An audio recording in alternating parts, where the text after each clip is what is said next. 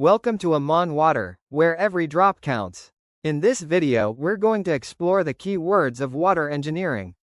These words will help you better understand the upcoming videos, but also the projects, the networks, the treatment plants, the documents, and even what happens on construction sites. I already speak fluent hydrogen oxide, and you? Are you ready? Everything starts in nature, with the water cycle, a natural loop, as old as the earth. A story of evaporation, clouds, and splashes of rain. Exactly. Water evaporates under the sun, forms clouds through condensation, then comes back down as precipitation, rain, snow, hail, depending on the season. That water seeps into the ground, feeds underground aquifers, or runs off to rivers, and eventually flows back to the ocean. A true never-ending loop. This cycle makes water renewable, but not always available where it's needed. When demand exceeds supply, we talk about water stress. And even if water is there, sometimes we can't reach it. Because of pollution or a lack of infrastructure. That's what we call a problem of access to water. It all starts with abstraction. We extract water from a well, a river, or a groundwater source. Then, off to the fields. Yes, irrigation accounts for over 70% of global freshwater use. At home, it's called domestic water, showers, dishes, laundry, toilets. And in factories, they use industrial water for cooling, cleaning, or manufacturing. And after all that? We dump it back out. A bit dirty, right? To move water around, we need infrastructure. Water travels through buried pipelines. And when it needs to go uphill, that's where pumping stations come in. They push the water when gravity alone isn't enough. Water can be stored in reservoirs, often at elevation, to maintain constant pressure. We also build dams to regulate river flow. And in case of heavy rain, retention basins help prevent flooding.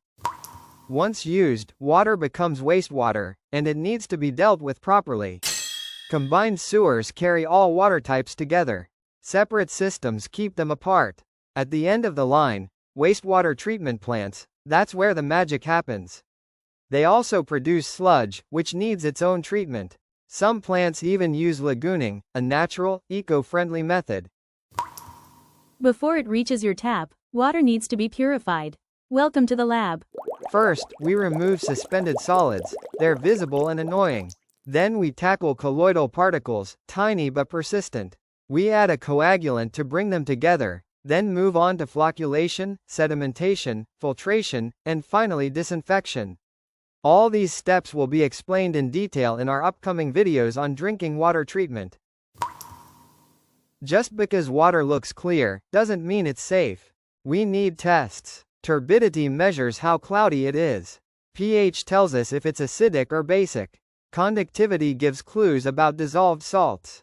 BOD measures organic pollution. Coliforms detect bacterial presence. For more details, don't miss our next video, all about water quality. Water is also a service, managed by public or private entities. Today, there's an ongoing debate: public utility, private concession, or public-private partnership. Utilities are fully public. Concessions are handled by companies. PPPs combine both.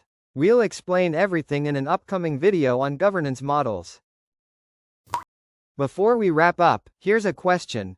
What water engineering word do you hear often, but never really understood?